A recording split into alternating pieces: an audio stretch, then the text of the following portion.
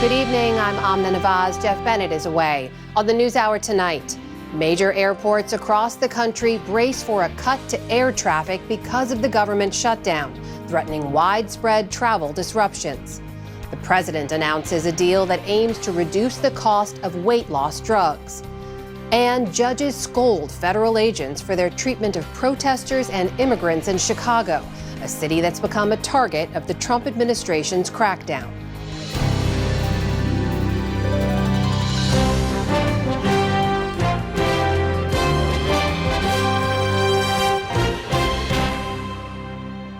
Major funding for the PBS NewsHour has been provided by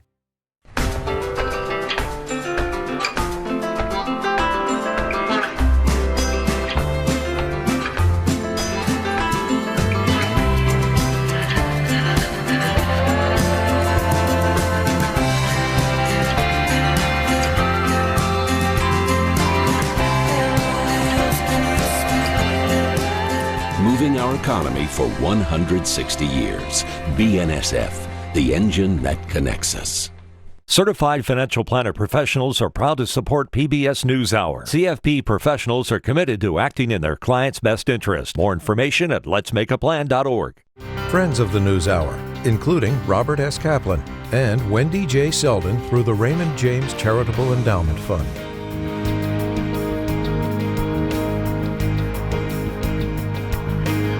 Carnegie Corporation of New York, working to reduce political polarization through philanthropic support for education, democracy, and peace. More information at carnegie.org. And with the ongoing support of these individuals and institutions.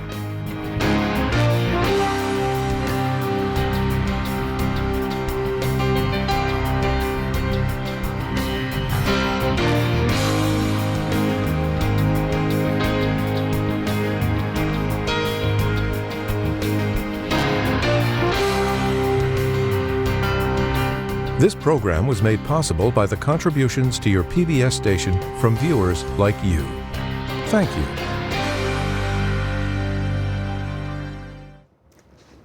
Welcome to the NewsHour. The Federal Aviation Administration laid out a plan today to cut as much as 10% of flights operating out of 40 major airports, starting at a lower level tomorrow and ramping up over the coming week. Today, airlines already preemptively canceled hundreds of flights in response. Many of the airports in the plan are among the nation's busiest, including Atlanta, Chicago, Dallas, Houston, Denver, Los Angeles, and the New York and Washington, D.C. metro areas. The Trump administration said the move was triggered by the government shutdown and is necessary for safety. Airports have faced delays as air traffic controllers working without pay have been calling in sick. Staff shortages have also led to longer security lines in Houston and elsewhere. Transportation Secretary Sean Duffy explained his reasoning yesterday. I'm concerned about disrupting people's travel. We're coming into a weekend. That doesn't, listen, I travel a lot. We are concerned about that. But we had to have a gut check of what is our job. Is it to make sure there's, minimal delays or minimal cancellations, or is our job to make sure we make the hard decisions to continue to keep the airspace safe? Joining me now to break all of this down is David Shepardson of Reuters News. Good to see you. Thank you. Let's just start with this. Have we ever seen anything like this before in a government shutdown? It's unprecedented. And certainly in the 2019 shutdown, if you remember, that went about this level, 35 days. And that shutdown was credited with the end by the big disruption in aviation caused by controllers calling in sick in New York and D.C. But the government did not take this extraordinary step of ordering the airlines to cut flights during that shutdown. And we're seeing airlines already taking steps to cancel some of those. What else are you hearing from them about how they're going to do this and their concerns? Well, it's been a pretty rough 24 hours for them, right? Because this came out roughly, I think, 4 o'clock yesterday, and they've been struggling to figure out how do we cancel flights. Now, initially, the government said it was going to be 10% Friday. Instead, it's going to be ramped up 4% Friday through Monday, rising to 6, 8, and then it would hit that 10% figure a week from tomorrow. Now, 4% is still challenging, and as you said, a bunch of airlines have already started pre-canceling flights, but that's manageable versus 10%, which is going to be more difficult, and one of the reasons the airlines argued for more time to get to that higher level. What are we talking about in terms of the scale of disruption, the number of flights potentially disrupted, even from 4 up to 10%? So that 4% figure, we're seeing roughly 700-800 flights from the 4 major carriers. American said 220, Delta about 170, around the same number for United, Southwest at 120. So it's a big number. Now, luckily, this is not a huge travel weekend. Yes, it's Veterans Day, but it's not Thanksgiving, it's not Christmas, it's not spring break. So there is some slack in the system. And so airlines feel confident they can handle it, they can reroute people, you're going to get this automatic notification. Hopefully, if your flight's canceled, you get another one. But it's like having a mini snowstorm, if you will, in 40 airports, and the airlines don't have the flexibility they would typically do. Say American, there's a snowstorm in Chicago, maybe you up flights in Dallas to address this. This is 4% to start across the board, so a little more restrictive in terms of how you deal with it. And the argument here is safety, right? So if they have that 4% reduction, does that actually alleviate enough pressure on air traffic controllers to make it safe? Does 4% get you there, or does 10%?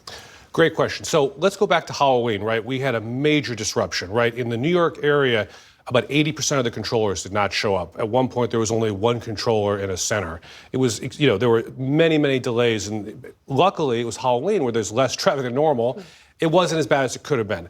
But that, I think, has set off concerns. And this week, the FAA administrators said 20 to 40% of controllers are not showing up every day. Now, what the FAA has been doing before now is slowing flights. So, and sometimes it would result in cancellations, but primarily, we're going to slow it down. We're going to have fewer flights per hour, per runway at busy airports to address it. This is taking a more aggressive step at the top. Now, there's a dispute.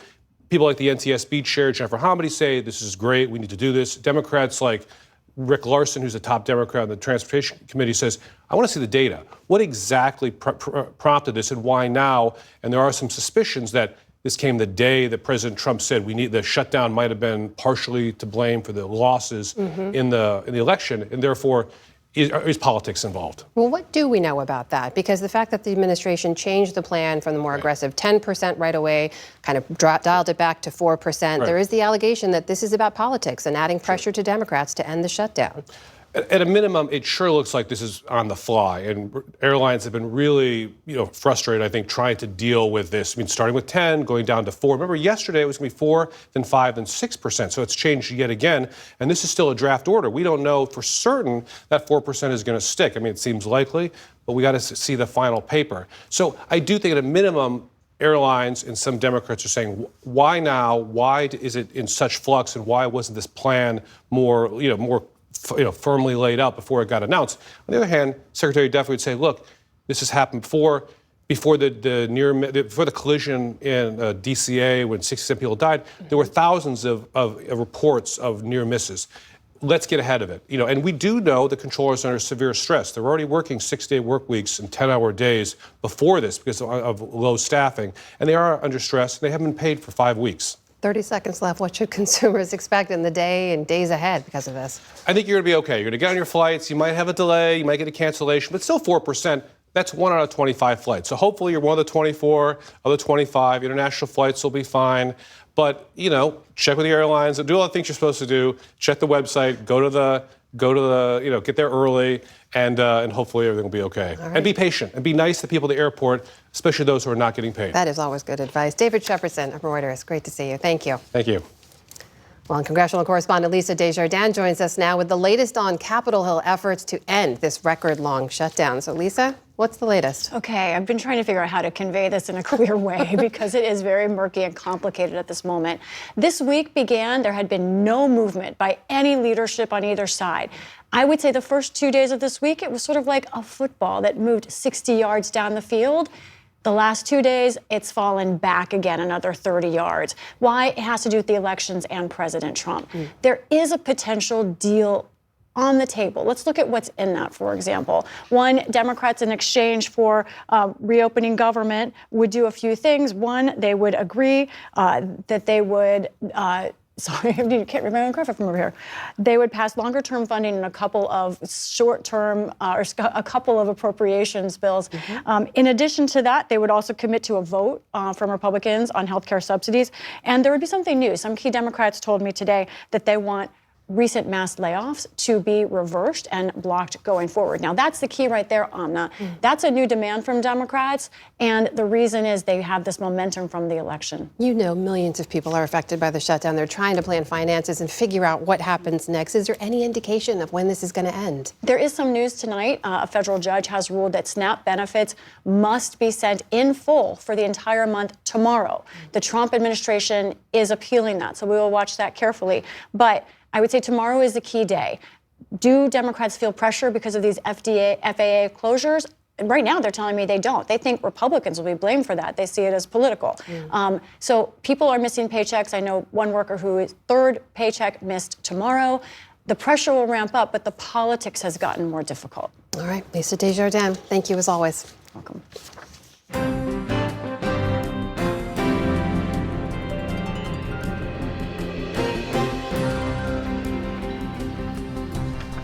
In the day's other headlines, former House Speaker Nancy Pelosi announced today that she will not run for re-election next year.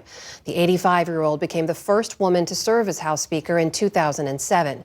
She was elected to the role for a second time in January of 2019. In a video message, Pelosi spoke directly to her constituents in San Francisco, the city she's represented for nearly 4 decades in Congress. I say to my colleagues in the House all the time, no matter what title they have bestowed upon me, Speaker, Leader, Whip, there has been no greater honor for me than to stand on the House floor and say, I speak for the people of San Francisco. Pelosi gave up her leadership post 3 years ago, but remains a powerful force in her party as Speaker Emerita. She's also been a frequent target of Republicans, including President Trump.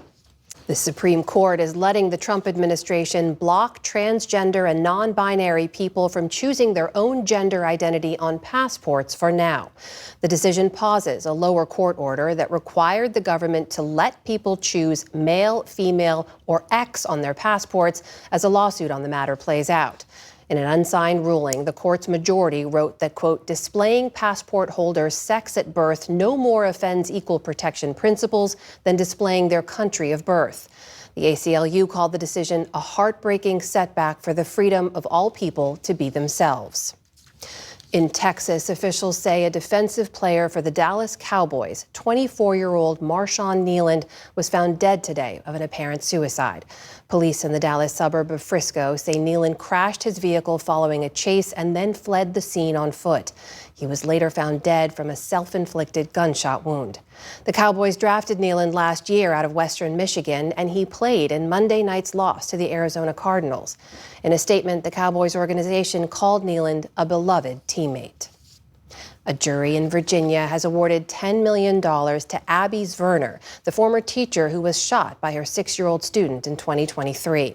Zwerner's attorneys had argued that a former assistant principal at Rickneck Elementary School ignored repeated warnings that the child had a gun. Zwerner was shot in the hand and chest as she sat at a reading table in her first-grade classroom. She spent nearly 2 weeks in the hospital and no longer has full use of her left hand. The assistant principal, Ebony Parker, faces 8 counts of felony child neglect. Her trial is set for later this month. In Mexico, a man was arrested overnight after groping President Claudia Sheinbaum as she made her way through a crowd in Mexico City earlier this week. A widely circulated video of the incident shows the man leaning in to kiss Sheinbaum and then touching her inappropriately. At a press conference today, Sheinbaum said she was filing charges in the interests of, as she put it, defending all Mexican women. The incident has struck a chord for many in Mexico, where women say such instances happen all too often. It's something very common, and I think it should stop being normalized. It's not okay for someone to touch us and just feel like because we're walking on the street, they can touch our bodies. Sheinbaum has dismissed any push to increase her security or to change the way she interacts with the public. Instead, she's urging states to review their laws to make it easier for women to report such assaults. Typhoon Kalmegi made landfall in Vietnam today after slamming the Philippines earlier this week. The storm brought intense winds and heavy rain to the Vietnamese coast. 3 fishermen were reported missing after strong waves swept away their boat. Officials say more than 500,000 people have been evacuated. Even before the storm landed, record-breaking rains flooded parts of Vietnam. Some areas expect to see more than 24 inches of rain. Meantime, in the Philippines, President Ferdinand Marcos Jr. declared a state of emergency today after the storm killed at least 114 people, with more than 120 others still missing. Back in this country, a former Justice Department employee who threw a sandwich at a federal agent in August was found not guilty of misdemeanor assault today. Video of the incident went viral and became a focal point in the Trump administration's law enforcement surge in Washington, D.C. A grand jury had initially declined to indict Sean Charles Dunn with a felony. His lawyers argued it was not assault, but a harmless gesture during an act of protest. Tesla shareholders voted today for a pay package that could make Elon Musk the world's first trillionaire. To reach that mark, the Tesla boss would have to meet several ambitious financial goals over the next decade. The vote follows weeks of debate over Musk's management of the electric car maker and whether any corporate leader should get that kind of money, with small investors and even the Pope weighing in. Layoffs across the nation soared last month. That's according to outplacement firm Challenger Gray & Christmas, which reported 153,000 job cuts in October. That makes it the worst October for layoffs in more than 2 decades. That report added to the downbeat mood on Wall Street today. The Dow Jones Industrial Average lost nearly 400 points by the close. The Nasdaq dropped almost 450 points. The S&P 500 also ended sharply lower. Still to come on the NewsHour, how young conservatives are trying to pick up the mantle after Charlie Kirk's assassination. We put President Trump's claims that Christians are being persecuted in Nigeria into context. And producer and screenwriter Noah Oppenheim discusses his latest film, A House of Dynamite. This is the PBS NewsHour from the David M. Rubenstein Studio at WETA in Washington, and in the West from the Walter Cronkite School of Journalism at Arizona State University. Millions of Americans will soon have direct access to popular weight loss drugs at far lower prices than they pay now. That's due to a deal announced today between President Trump and pharmaceutical giants Eli Lilly and Novo Nordisk. William Brangham has the details. That's right, Amna. The president said that people who paid directly for this class of weight loss drugs known as GLP-1s, that they would see considerable reductions in price. The injectable versions would initially cost $350 a month and then drop to $250. It would cost $150 a month for a soon-to-be-approved oral version. This agreement also guarantees expanded Medicare and Medicaid coverage for many patients to use these medications.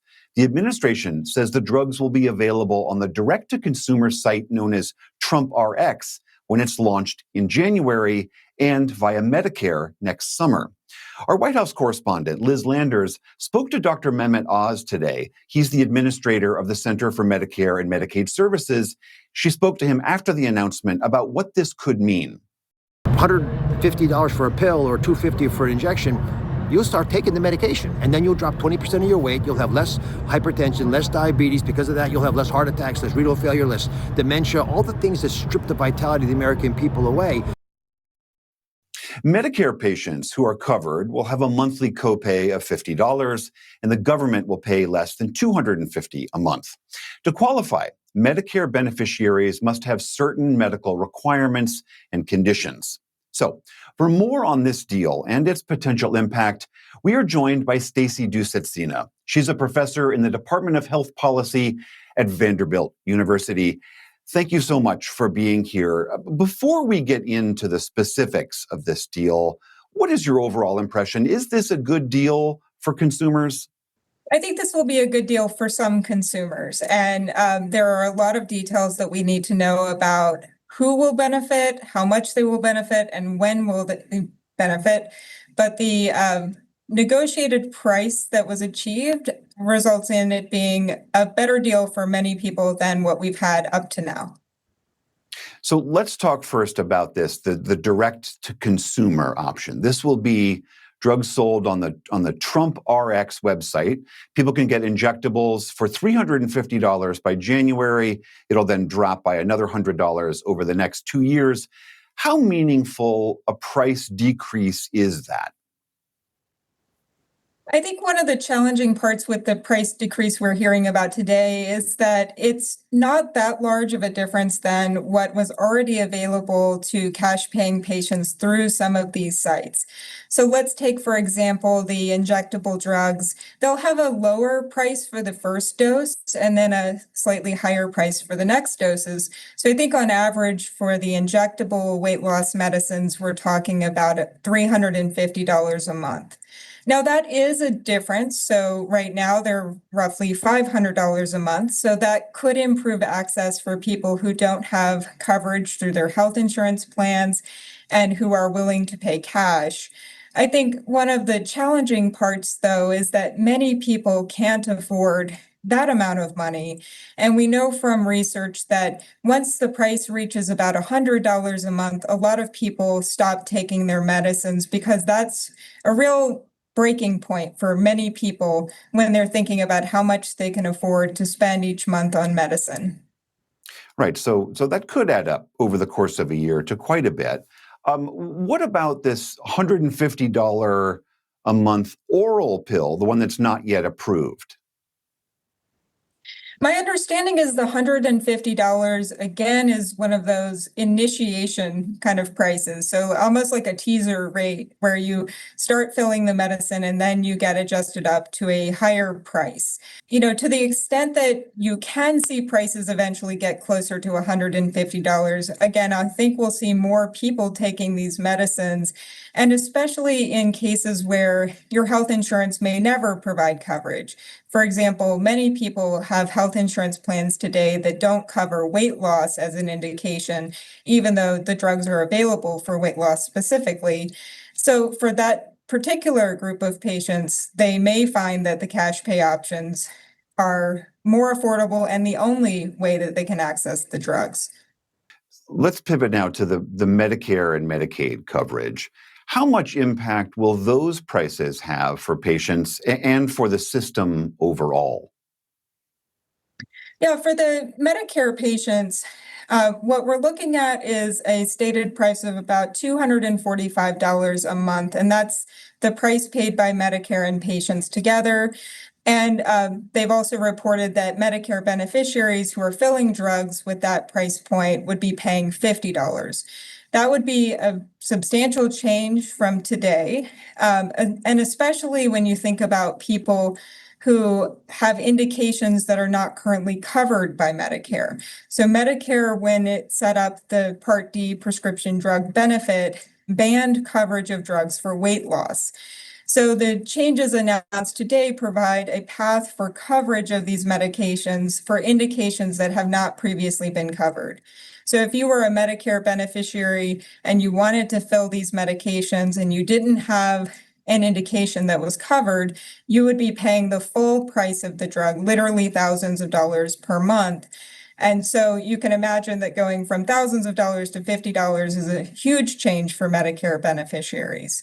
What is in it for the pharmaceutical companies in this deal?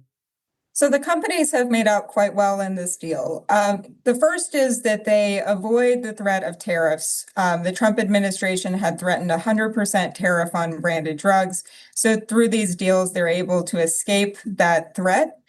They also both receive priority review vouchers for getting their orally administered weight loss drugs approved through the FDA on an expedited timeline, which those were also awarded today. And they get access to many, many more patients through expanding coverage through Medicare and Medicaid. So it's, I think, a big win for the pharmaceutical companies today. All right, that is Stacy Dusetzina of Vanderbilt University. Thank you so much for helping us get through all this. My pleasure.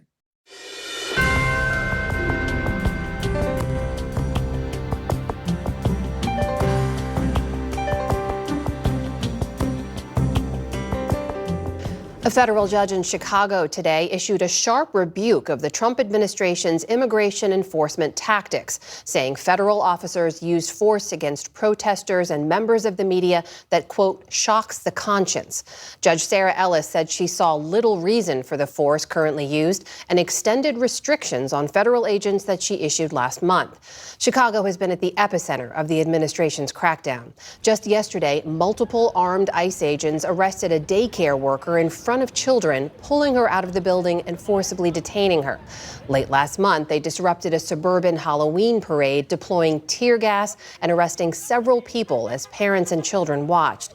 And agents have used aggressive tactics like pulling this man out of his car, wrestling him to the ground, and punching him repeatedly during an arrest last week after he collided with the rear of a Border Patrol vehicle. For more on all this, I'm joined now by Heather Cherone of WTTW, Chicago's PBS station. Heather, good to see you. Thanks for joining us. Happy to be here. So Judge Ellis's decision followed an 8-hour hearing yesterday where she heard testimony from multiple people. What should we understand about what led to her decision and those really sharp words she had for the Trump administration? Well, Judge Ellis spent the bulk of the 90 minutes she spent speaking from the bench painstakingly detailed some of the testimony she heard during that marathon hearing yesterday. She spoke about how regular Chicagoans had come out to exercise their First Amendment rights and found themselves, in one particular case, staring down the barrel of the gun. She said that she could see no reason for the actions of the Trump administration and said that they were just simply not credible when they told her that they had been sort of targeted by a coordinated, violent mob. Instead, she said it was just regular Chicagoans, moms in some case, who had come out to protect the most vulnerable of their neighbors and friends. Judge Ellis even at one point accused one of the senior Border Patrol officials, a man named Gregory Bovino, of lying about their own tactics and the protesters' actions. What was that about?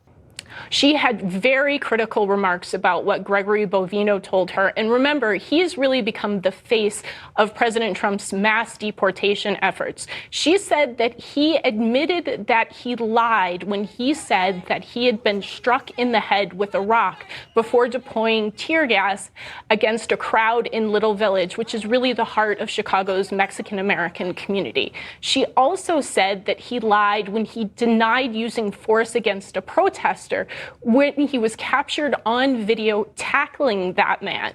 Even after he was allowed to see that video during his deposition, he denied that he used force against that man, saying instead the man whom he tackled had used force against him.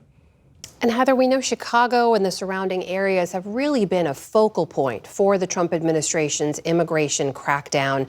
Why is that? What should we understand about that? Well, dating back for more than a decade, President Trump has held up Chicago as the epitome of all of America's urban ills. He has long been at odds with Governor J.B. Pritzker, who is, of course, weighing a bid for president in 2028. He has repeatedly demeaned Chicago Mayor Brandon Johnson. And there was no doubt in anybody's mind in Chicago that once Trump returned to the White House in January, it was just a matter of time before he targeted Chicago. Even though Chicago wasn't first on his list, that went to Los Angeles, where also Gregory Bovino was leading the charge in that immigration enforcement operation. Meanwhile, related to this, we should note this week there was another federal judge who ordered authorities to improve conditions inside a Chicago area ICE detention facility after a group of detainees actually sued. What were those detainees alleging, and what did the judge order? Well, the detainees told the judge that they were kept in essentially deplorable conditions. They were not fed a single hot meal. They were not provided with soap. The women were not provided with menstrual products. And they said they were essentially kept in a giant room, forced to sleep one on top of the other. Judge Robert Gettleman ruled in their favor, saying that the Trump administration must do more to improve the conditions in the facility, which is in a suburb about 13 miles west of downtown Chicago. That facility has long been a transfer point for people with undocumented statuses between one hearing or a next or on their way to being deported. It was never intended to hold people for extended periods of time. However, that is how the Trump administration has been using that facility. And the judge said before he ruled that it essentially amounted to a prison. All right, that is Heather Cherone of WTTW, that's Chicago's PBS station, joining us tonight. Heather, thank you. It's good to speak with you. Thank you.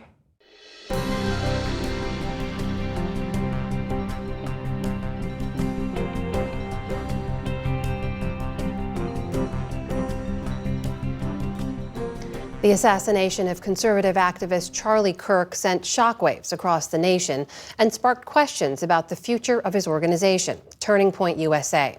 Now, nearly 2 months later, young people are looking for ways to further his goals for the conservative movement. Our White House correspondent Liz Landers traveled to the University of Mississippi last week, where Kirk was supposed to speak as part of Turning Point's fall campus tour. On an unseasonably cold and rainy day in Oxford, Mississippi last week, hundreds of people waited for hours in a line that wrapped around the SJB Pavilion at Ole Miss. This is a big moment for us. This is a one-in-a-lifetime experience. Well, I mean, it's not every day that the vice president is coming to Ole Miss, so I had to come out, had to come support. Inside, a sea of students in red and white MAGA hats packed the arena to the rafters to see Vice President J.D. Vance and Charlie Kirk's widow, Erica, take the stage. We know that you are the future of Charlie Kirk's legacy, so thank you for being here. Its massive attendance is a sign of a surge in interest in Turning Point USA since Charlie Kirk's assassination. Are you guys coming tomorrow? I am. A day before, the president of Ole Miss's Turning Point chapter, Leslie Lockman, stood at a table outside of the student union to talk to students about the organization and drive up attendance for the event. I'm introducing Erica tomorrow. She is there most days, rain or shine, and holds chapter meetings twice a month at the mostly white state school in the Ruby Red South. I'd say because our campus always has kind of leaned right, it was not uncommon for people to come to the meetings. So the meetings were already large. I mean, and then, as soon as his passing, it overnight became hundreds to thousands. Kirk founded Turning Point USA at 18 years old and built it into a political powerhouse with an emphasis on faith, freedom, and love of country. President Trump credits the organization and Kirk for his support among young voters. That support is particularly strong among young men, reaching 56% in last year's presidential election. But at Ole Miss, Lockman says it's not just men joining her chapter. Young ladies are very interested in Turning Point. It's cool to be conservative. It's hot to be the conservative chick. It's the new trend. One of those women, junior Mary Kate Doty. Charlie Kirk was obviously assassinated in a really horrific public way. Has that made you think differently about TPUSA and just politics in general in this country? Yeah, definitely. I mean, before Charlie Kirk's assassination, I wasn't in Turning Point USA. Now, I've joined as a member, and I mean, I think it really puts things into perspective about how divisive things have become in our country. And the Civil Rights Act, though, let's be clear, created a beast, and that beast has now turned into an anti-white weapon. But Kirk also expressed very controversial views about race, gay rights, and religion. Thou shalt lay with another man shall be stoned to death. Just saying. Really something, guys, wasn't it? He often brought those views to college campuses where he would debate students directly. Brought in 5% of the population of Haiti. I don't see the issue with that, though. You don't see the issue with that? Arguing over our issues, especially when it's, this big figure, Charlie Kirk, and some random 18-year-old student who's shaking with their mic and all that. It never struck me as a fair landscape or environment for people to actually find common ground on issues. On the University of Mississippi's campus, seniors Calvin Wood and Elizabeth Wildman lead the college Democrats. As hundreds waited in line for the Turning Point event, they were hanging up flyers for their own that night. What do you think of Turning Point USA? I definitely think that Turning Point USA is getting a lot of traction right now. I think that they have a lot of wind underneath them, and I think that that's kind of carrying their narrative. And at times it feels a little intimidating. It feels very, very intimidating. They pointed back to September when the university fired an employee over a social media post that criticized Kirk in the wake of his murder, one of many incidents across the country. That employee is now suing the university's chancellor, saying the move violates their First Amendment rights. I think that there is freedom of speech, but there's no freedom of speech without consequence. Sophomore Sean Gusso says he comes from a staunchly Democratic household, though he identifies as a conservative. He told us he was originally drawn to Kirk because of his openness to engage with people of different backgrounds, and he's found community here. Despite everyone telling me that groups like these are full of hate and filled with people who just want to shoot you down and just racist and all the other words. Ever since I've went to these meetings, it has been the complete opposite. I have never met a more welcoming group of people. As people from those meetings and thousands more filled the arena that night, Erica Kirk, now the Turning Point CEO, kept her remarks focused on her late husband's legacy and her Christian faith. You are the courageous generation. Hear me when I say that. My husband believed that to his core. That's why he went on campuses. That's why he was trying to reach you. Every single, different initiative, program, whatever, has just seen explosive growth. Andrew Colvett is a spokesperson for Turning Point USA's national organization. All right, happy Monday. This is the Charlie Kirk Show. I'm Andrew Colvett. And now hosts the Charlie Kirk Show, a national radio program and podcast with nearly 2 million weekly listeners. He told us Turning Point has now received some 140,000 inquiries to start new high school and college chapters, and about 200,000 people have signed up to get involved in the next elections. What is Turning Point's impact going to be on the midterm elections next year? We're going to pick some strategic locations to deploy our resources. Now we have all these hundreds of thousands of more ballot chasers and door knockers and volunteers that we're going to be able to deploy. But even amid this surge in excitement for Turning Point, there are signs of pushback at several schools. That includes the University of Tennessee, Chattanooga, where the student government recently opposed the formation of a new chapter, though the university ultimately approved it. There was a student senator there who voted against that chapter opening on campus. And the student said, Turning Point USA has a national track record of harassment, misinformation, and intimidation. Do you? No. If you are somebody that consumes a lot of content from a liberal vantage point, you'll see a lot of cherry-picked clips of Charlie. You'll see things out of context with zero explanation of why a phrase or a sentence was said. But then when you peel back the layers and you see why he was referring to something the way he was, or why he was discussing something the way he was, all of a sudden people are like, oh, that makes sense. But no, we believe in peaceful dialogue, peaceful debate. Why are we making Christianity one of the major thing that you have to have in common to be one of you guys? Kirk had been slated to debate students at Ole Miss during the event, which Vice President Vance did instead. The rally's religious overtones led to tough questions about Christianity's proper place in the country. Requiring Christianity in public schools goes against the Founding Fathers' wish of freedom of religion. What do you think about that? I make no apologies for believing that Christianity is the pathway to God. I make no apologies for thinking that Christian values are an important foundation of this country, but I'm not going to force you to believe in anything because that's not what God wants and that's not what I want either. And the vice president used the occasion to directly call the thousands of young supporters who filled the arena to action. If you think that we could be doing more, then pick up the phone and get involved in the effort to change our minds and change the future of the United States of America in the process. For the PBS NewsHour, I'm Liz Landers in Oxford, Mississippi.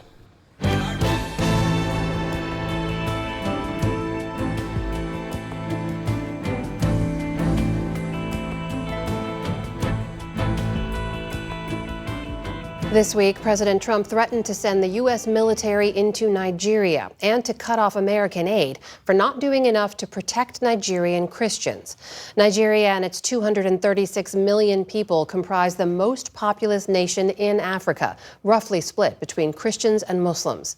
For years, it's struggled to curtail violence across the country, from international terrorist groups to disputes between farmers and herders. But now, as Nick Schifrin reports, its leadership must face threats from both its internal adversaries and from the White House.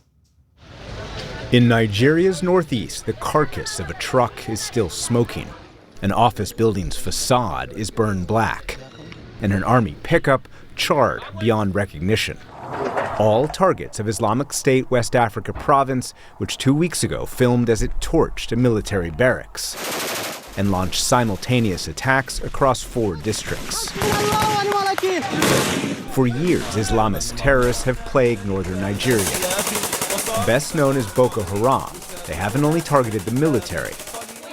Boko Haram violently opposes female education and in 2014 kidnapped 276 schoolgirls. 82 remain in captivity.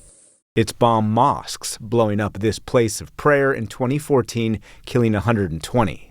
Boko Haram has also targeted Christians, as I saw in 2015 in the eastern city of Mubi. Outside the nearby Church of the Brethren, the damage is everywhere. Inside, high above the podium, the fire set by Boko Haram almost erased the cross from the wall. 16 parishioners died. Ilya Usman is the church's secretary. When these people landed in Mubi, they will ask you, are you a Christian or a Muslim? When you say you're a Christian, they will shoot you. There's no one single church left in Mubi. They burnt it. They still do. In 2022, the Nigerian government says members of al-Shabaab, usually based in Somalia, attacked this church in southwest Nigeria. The floor was still stained from 50 parishioners slaughtered as they attended Sunday Mass. Nigeria says it's reduced terrorism, although it's identified a new group with international links in the northwest called Lakurawa. Most Nigerian Muslims live in the north, most Christians live in the south, and in the middle, the two groups overlap, as do tribes, farmers, and herders, who can clash violently. For decades, nomadic herders, almost all of whom are Muslim, have fought farmers, most of whom are Christian, over land disputes and scarce resources. The independent conflict monitor ACLED tells PBS NewsHour last year's data show a rise in Christian fatalities, mostly in central Nigeria. And this year, there's been a 43% increase in attacks by Fulani herders over last year. But the vast majority of the incidents were over land disputes, not targeting because of religion. This June, at least 150 displaced people staying at a Catholic mission were killed. The community blamed Muslim Fulani herders. Attacks like this one have led to the White House. Do you envisage U.S. boots on the ground? Could be. I mean, a lot of things I envisage, a lot of things. They're killing record numbers of Christians in Nigeria. Last month, President Trump designated Nigeria a country of particular concern under the International Religious Freedom Act. And last weekend wrote he may very well go into that now disgraced country, guns a-blazing. The government doesn't help the Christians. They're not protecting them. They're not protecting their villages. Nina Shea directs the Hudson Institute Center of Religious Freedom. She and 30 other advocates, Christian organizations, and think tanks wrote a letter in October to President Trump saying the Nigerian government demonstrably tolerates relentless aggression uniquely against Christian farming families. Why do you think that a lot of this violence is purely directed at Christians when there's also Muslim on Muslim violence, Christian on Christian violence, and the government itself has failed to stop all the violence regardless of the victim? Well, the government tries to stop the violence. It is fighting military warfare against Boko Haram and Islamic State up in the north. And a number of other groups as well. It is not trying to arrest or prosecute or in any way rein in these Fulani herders. Local Christian leaders are telling us that they are trying to cleanse the land of Christians, that they are establishing the land for Islamic rule. Nigeria's government insists it's taking steps to stop violence that targets all Nigerians. As a responsible government, we refuse to approach the fight against terrorism from a profiling point of view. That's why we discourage the idea that it is a targeted Christian. It's a hawk. It's a hoax. Daniel Bwala is a special advisor on the media to Bola Tinubu, who became Nigeria's president in 2023. Bwala grew up in Borno State, the epicenter of Boko Haram violence. We lived through these experiences where we have a lot of our loved ones haven't been killed by Boko Haram when it started. The killings by the terrorists or the insurgents or the Boko Haram, it is not targeted at any particular religion. But in central Nigeria, as you know, there are international organizations who are tracking more violence between herders, who are almost all of whom are Muslim, against farmers, most of whom are Christian. Why hasn't the government been able to reduce that violence? It is a case of cattle rustling and then the case of incursion on people's land and land grabbing by the Islamic militia, so to speak. We have been dialoguing with the people and we have been sifting out and isolating criminal elements who are taking advantage of that situation to cause mayhem to our people. But do you acknowledge that there are many Nigerians, Christians and Muslims, who feel that the government hasn't done enough to guarantee their security? Yeah, I will not deny the fact that there will be many, and we have been saying that we have limitation of arms and ammunition. Our relationship with America will help strengthen this fight. Historically, the U.S. and Nigerian militaries have trained together and shared intelligence to target terrorist groups. But in a country that is generally pro-American, President Trump's threats caused widespread criticism. The government offers collaboration. When President Trump said what he said, we took it in good faith. We feel like it's a message that calls for a sitting down so we can broaden this conversation around what we need. Donald Trump, quite frankly, is one president that African people celebrate the most because he's not politically correct about any opinion he holds. We don't need interpreter to tell us that Donald Trump thinks well about Nigeria. That's why we don't take what he says hook, line, and sinker. He has done that to almost everybody. He even threatened to turn Canada to a state. He dragged the South African president to the White House. Death, death, death. He did that to Zelensky. And what you're doing is very disrespectful to the country. We look at the psychology and we work around that. And what we're trying to do is to pass the message through the base, his consumer base, to understand that that hoax is not a reflection of what the Nigerian people are. But the violence is real, and they've led to real threats of American intervention against a historic African partner. For the PBS NewsHour, I'm Nick Schifrin.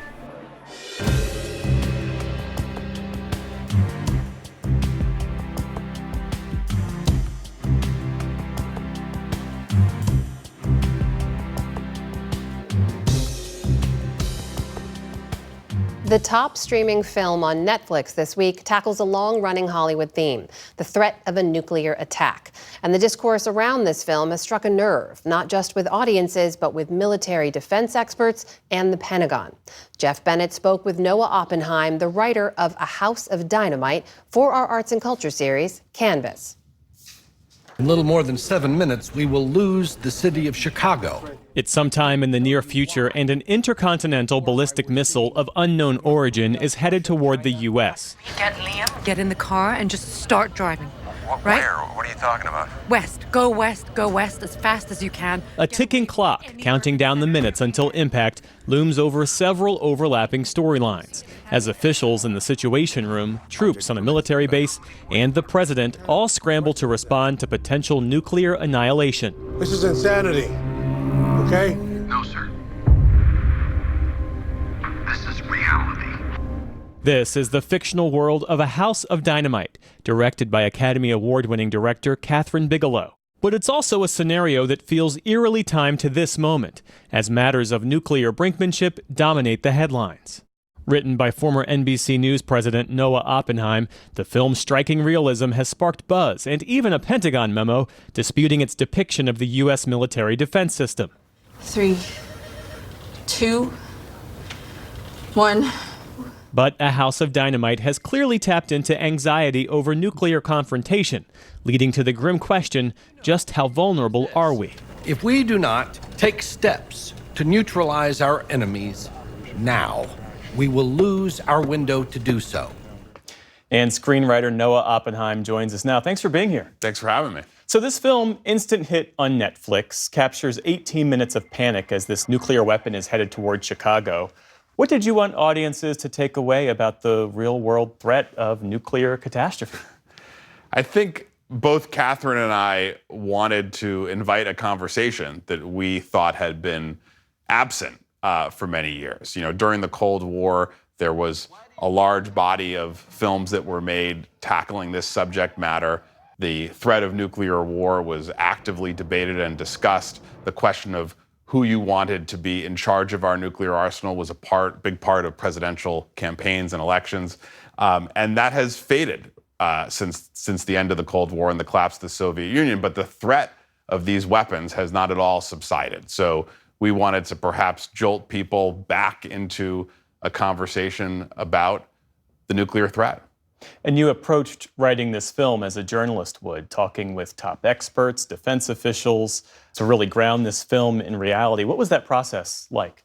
The process of writing the film was very similar to the process of reporting out a story. When we first started talking about it, Catherine was very clear she wanted this to be as authentic and as realistic a portrait of what would happen in a scenario like this. It's one of the things that makes her such a great filmmaker. And so we got on the phone with experts, people who had worked in the White House Situation Room, people who had worked in Strategic Command. And we said to them, how do these processes work? What would it look like inside these rooms if a threat were incoming? And then when we got to the end of those conversations, we'd say, who else should we talk to, as you would if you were reporting out a story? What surprised you the most about how a crisis like this would really unfold? A few big surprises. One, it would unfold incredibly quickly. The time it takes for a missile to travel from the Pacific Theater is under 30 minutes. If a Russian submarine were to launch at us off our coast, it could be 10 to 12 minutes before impact. So the decision-making window is incredibly tight. The second thing that was shocking is we live in a nuclear monarchy. The President of the United States has the sole authority to decide whether these weapons are used or not. And then third, that monarch, the president, has probably done very little to no preparation for this moment. The professionals, the folks who work in Strategic Command, for instance, they rehearse a nuclear scenario, they told us, 400 times a year on average. The president gets a single briefing when he's sworn in. He's introduced to the military aid, the football that's carried around with him, and that is likely the last time he thinks about the nuclear question until, God forbid, this is going to be thrust in front of him and he's going to have a clock ticking and he's going to have to make this call. And that dynamic certainly came across in the film. Well, as we mentioned, after the release, the Pentagon's Missile Defense Agency circulated a memo pushing back on the film's depiction of the failed interceptors. And they say, real-world data tells a vastly different story. To which you would say what? I would say this is not a debate between us as filmmakers and the Pentagon. It's a debate between the Pentagon and the wider community of experts on this subject.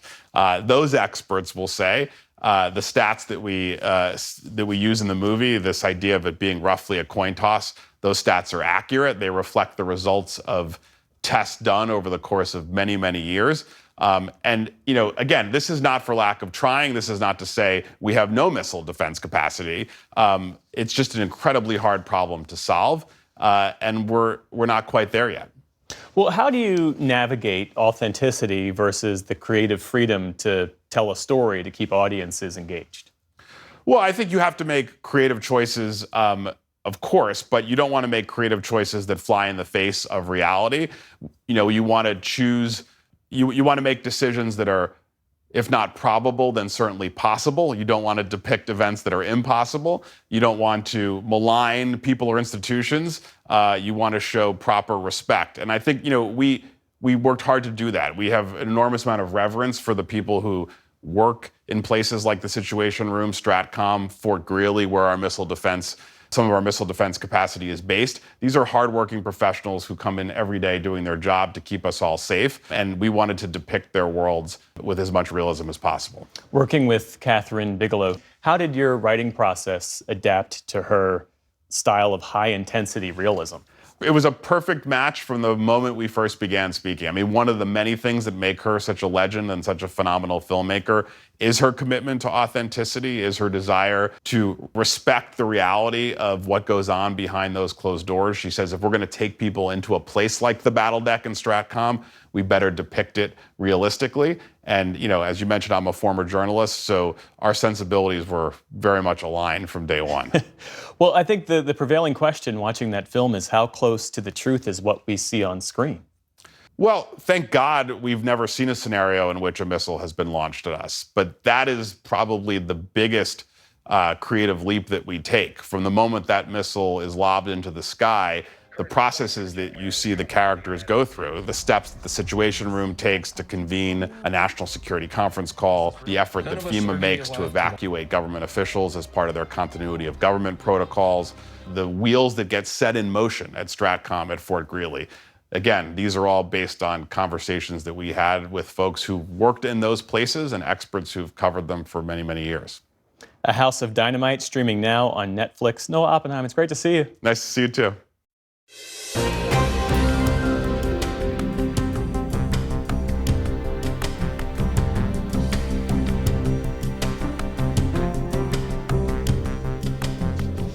And that is the NewsHour for tonight. I'm Amna Nawaz. On behalf of the entire NewsHour team, thank you for joining us.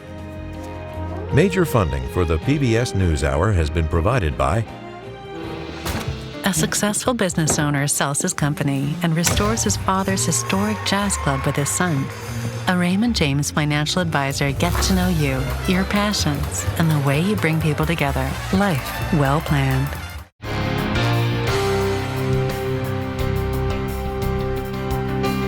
the ongoing support of these individuals and institutions, and friends of the NewsHour, including Leonard and Norma Glorfine, and the Judy and Peter Bloom Kovler Foundation.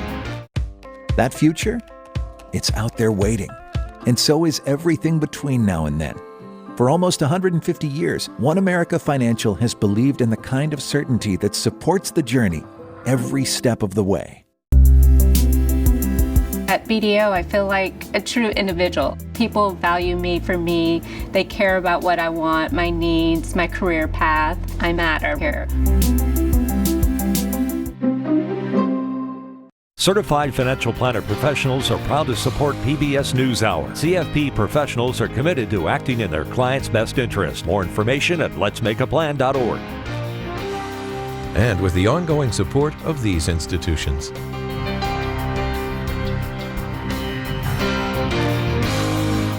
And friends of the NewsHour.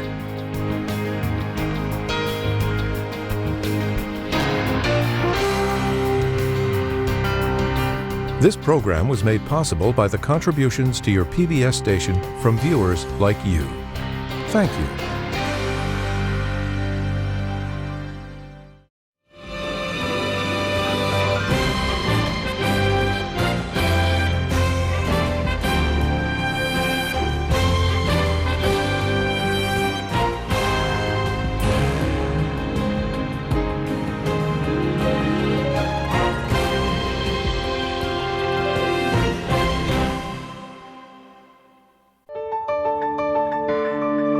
You're watching PBS.